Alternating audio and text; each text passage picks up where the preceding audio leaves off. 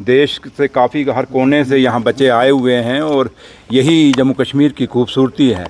और ये जो बच्चे यहाँ पढ़ रहे हैं ये एक उन लोगों के लिए जवाब है जो शाम को दिल्ली के मीडिया में बैठ के बताते हैं और बोलते हैं कि जम्मू कश्मीर के हालात ठीक नहीं है और ख़ासकर कश्मीर जो है वहाँ पे हालात ठीक नहीं है, और जिसके कारण हमें टूरिज़्म में भी पीछे पहलगाम बाईसरन में होने के कारण बड़ा नुकसान हुआ।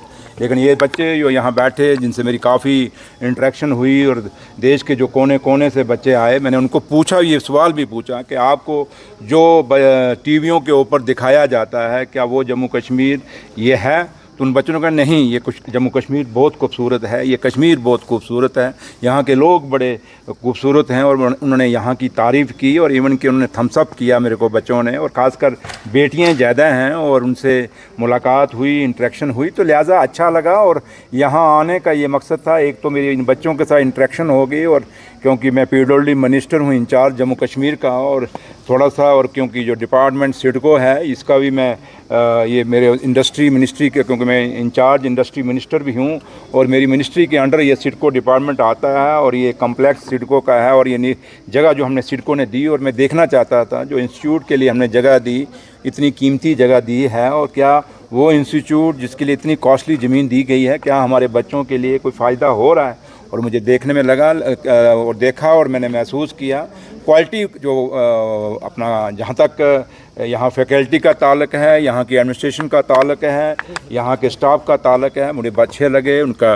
डीलिंग अच्छी लगी, उनका एक्सप्लेन करने का तरीका अच्छा लगा, और उन्होंने जो जो बताया और मुझे महसूस हुआ कि जो ये हमारे जम्मू कश्मीर के बच्चों को और ख़ास कर कश्मीर के अंदर हमारे बच्चों को एक सही इंटरेक्शन करेंगे और सही दिशा देंगे और हमारे बच्चे यहाँ से सीख के देश और दुनिया में अपना नाम कमाएंगे। और दूसरा जहाँ तक कंस्ट्रक्शन वर्क का ताल्लुक है, मैं सेटिस्फाइड नहीं हुआ और मुझे दुख है कि मेरे से पहले जो लोग यहाँ रहे, जिनके टाइम में ये कंस्ट्रक्शन वर्क हुआ या जिनके टाइम में ये बिल्डिंग हुई, वो शायद इतनी जल्दी नहीं होनी चाहिए थी और उसमें थोड़ी रोक लगनी चाहिए थी। और क्वालिटी वर्क के साथ वहाँ पे क्वालिटी के साथ कहीं ना कहीं कंप्रोमाइज़ हुआ है। बट फिर भी मैं देखूँगा इसमें मैं क्या कर सकता हूँ, क्या नहीं कर सकता, कैसे ठेकेदार से ये चीज़ें रिपेयर हो सकती हैं।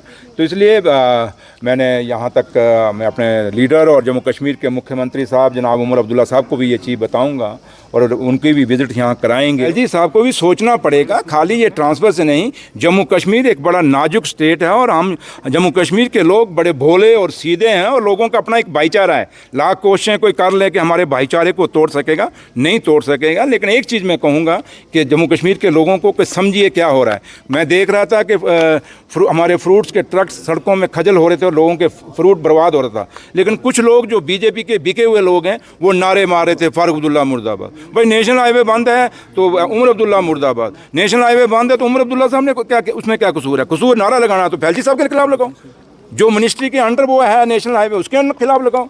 क्यों पॉलिटिक्स करते हो बीजेपी वालों? आप सुधर जाओ। जम्मू कश्मीर आगे बढ़े, इन 4-5 महीनों के अंदर बड़ा नुकसान दे चुका है। इसलिए मैं उम्मीद करूंगा कि जम्मू कश्मीर में ये गंदी राजनीति ना किया जाए, वो राजनीति की जाए जहां मेरा बच्चा घर घर का, मेरी बेटी घर घर की बेरोजगार बैठी है, उसके रोजगार के फैसले करें। आज ये हमारी जो फसलें ख़त्म हो रही हैं, चाहे वो जम्मू में ख़त्म हुई फसलें, चाहे मेरी सेब की फसलें ख़त्म हुई, चाहे आपके साउथ में हमारे लोगों की खड़ी हुई चावल की फसल ख़त्म हो गई, इस पे बात करें। ये छोड़ें क्या हुआ क्या नहीं हुआ वो हम देख लें, जब इलेक्शन आएगा जवाब दे देंगे। लेकिन इस समय लोगों को एक हमदर्दी की ज़रूरत है, लोगों को जो नुकसान हुए हैं उसके मुआवजे की ज़रूरत है। मुआवजे की बात है, ये जो फ्रूट्स हमारे ख़त्म हुए हैं, जो हमारा सेब की फसलें ख़त्म हो गई हैं, इनको, क्योंकि इन लोगों का सरमाया यही था। कुछ ऐसे लोग हैं जिनका बच्चों की पढ़ाई इस पे है, बच्चों की शादियां इस पे हैं, ये सेब बेच के। तो इसलिए इनको मुआवजा कैसे देना है, कितना देना है, उस पे बात करिए। तो इसलिए जो लोग पॉलिटिक्स कर रहे हैं, राजनीति कर रहे हैं, उनको कहिए। और मैं जम्मू कश्मीर का वो मीडिया जो सही मैं सच नहीं दिखा रहा, और हिंदुस्तान का वो मीडिया जो जम्मू कश्मीर की सही पिक्चर नहीं दिखा रहा, मैं उनको बोलूँगा खूब खाइए। माता वैष्णो देवी का सच तो बता दीजिए, माता मचेल का तो सच बता दीजिए। क्या ये यात्रा रोकी नहीं जा सकती थी? अगर यात्रा रोकी जाती, हाई अलर्ट था, तो शायद इतनी जानें ना जाती थी। जो हजरतबल में हुआ, क्या कभी कोई पत्थर किसी मंदिर, किसी गुरुद्वारे, किसी मस्जिद के अंदर लगा? ये पहली दफ़ा हम देख रहे हैं एक छोटी और बड़ी निचले स्तर की सियासत बीजेपी की कोई लीडर कर रही है। उसका सही नाम तो अभी पूरा किसी को मुंह पे भी नहीं चढ़ता, मुझे खुद नहीं चढ़ता, मैं दूसरे का क्या बोलूं।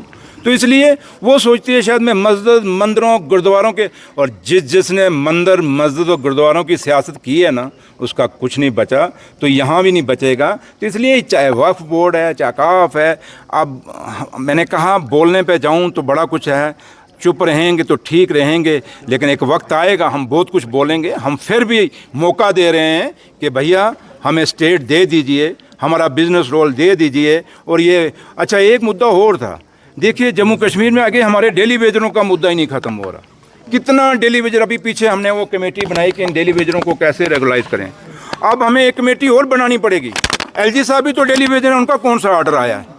अब एलजी साहब को रेगुलाइज करने के लिए एक नई कमेटी बनानी पड़ेगी। इसलिए यहाँ डेली वेजरों का मसला खत्म नहीं हुआ, अब एलजी साहब डेली वेजर हो गए हैं, अब क्या क्या करें। सर महराज मलिक को जो जे के हाई कोर्ट है, उन्होंने कहा कि चार्जशीट अभी ना फाइल किया जाए, तो आप देखिए महराज मलिक की एक बात तो आप सब मानेंगे, मैं भी मानता हूँ, हमारा समाज ये भाषा ये लैंग्वेज की इजाज़त कभी नहीं देता। अब मैं हूँ, मेरे साथ सियासत में जो मेरा ओपोनेंट है मेरे साथ करे, लेकिन फैमिली बच्चों पे नहीं जाना चाहिए, माँ बाप के ऊपर नहीं जाए। माँ बाप सबके बराबर हैं। उसकी लैंग्वेज बहुत गंदी थी, मैं उस समय भी कहा था, आज भी कहता हूँ, लेकिन डीसी को कन्फ्रंटेशन में नहीं जाना चाहिए था। डीसी इस चीज़ को अवॉइड कर सकता था। ये पीएसए की नौबत नहीं आ सकती थी, एक सिंपल एफआईआर हो सकती थी, उस पर भी बड़ा कुछ हो जाता है। तो लिहाजा ये डीसी डोडा साहब को अब मैंने बड़ी कुछ उनके लिए कह चुका हूँ, अब बार बार कहना अच्छा नहीं, लेकिन इतना कहूँगा मैं ऑफिसरों को कि वक्त बदलते हैं, हालात बदलते हैं, और ऑफिसर वो जो वक्त के साथ चले, हालात जब बदले उन हालातों के साथ चले। और जो ऑफिसर जब वक्त बदल जाए, हालात बदल जाए, तब भी ना बदलें, तो एक दिन ऐसा बदलाव आता है तो फिर नौकरी करनी भी मुश्किल हो जाती है।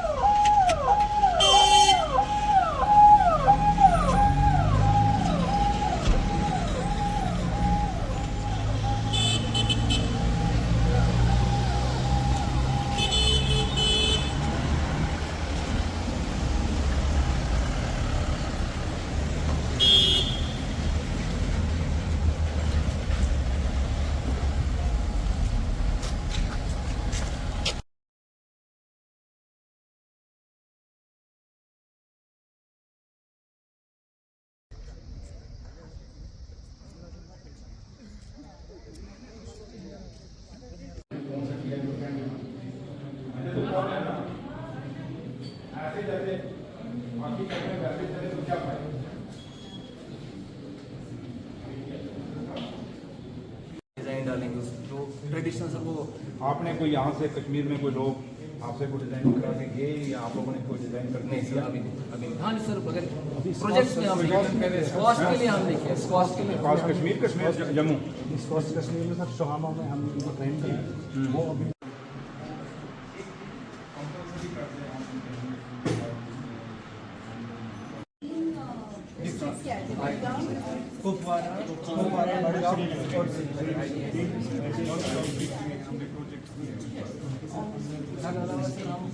किसको भेजते हैं ये फाइल पेमेंट के लिए?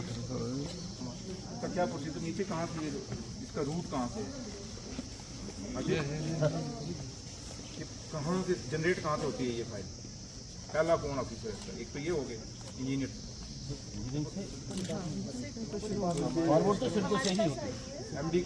एमडी कौन, ये फाइल कौन भेजता है? ये सेक्रेटरी के, जब सेक्रेटरी के पास फाइल गई उससे पहले वो फाइल, इनकी फाइल किसके पास? इंदौर। हाँ बेटा, प्रॉपर यहाँ से, हाँ बेटा, बरेली। ओ बरेली तो मशहूर है हमारा। कितनी देर हुई है इसको बने हुए? 3 साल से इनके पास 3 है, लेकिन कंस्ट्रक्शन तो इन्होंने नहीं ना की, आप लोगों ने की है ना। इट्स मीन के मटेरियल आपका सब स्टैंडर्ड है, इनको ठीक करा। कौन है ठेकेदार? तालिब हुसैन है, टाइट कर को। ये आप देख लीजिए इनका कौन है।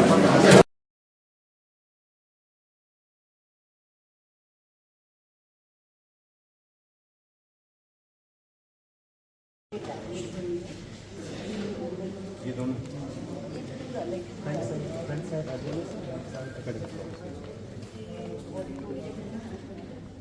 ये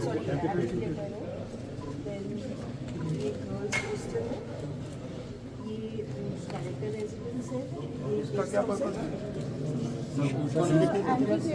for students activity programmes sir तो ये गर्ल्स हॉस्टल हाँ जी कितने टावर है? 5 कॉरिडोर कितनी कैपेसिटी है? 456 इसमें 3 सीटर अलग है 2 सीटर अलग है एनआरआई रूम्स अलग है एनआरआई कितने? एनआरआई एनआरआई रूम्स है पर स्टूडेंट्स नहीं सर वो क्यों? सर अभी हमने अप्रोच नहीं किया सर फॉरेन से बच्चे अभी नहीं आ रहे सर कैबिन देनी चाहिए यहाँ तो अगर लोग लाइक करते हैं आना कश्मीर में। सर इस साल प्रमोशन में कर रहे हैं सर फिर ये डायरेक्टर्स रेजिडेंस है ये गेस्ट हाउस है और ये सारा रेजिडेंशियल है Quarters, staff and faculties. अलग अलग स्टाफ के कौन से हैं? ये सारे ब्लॉक्स ये सब है एलटी के कौन से हैं? एक्चुअली अभी हमने स्टाफ और फैकल्टी में कोई डिफरेंशिएशन नहीं किया ये हुआ उसकी बिकॉज कॉम्बिनेशन होगी ना। हाँ सर वही एलटी को आपका उस होते हैं कंसिडर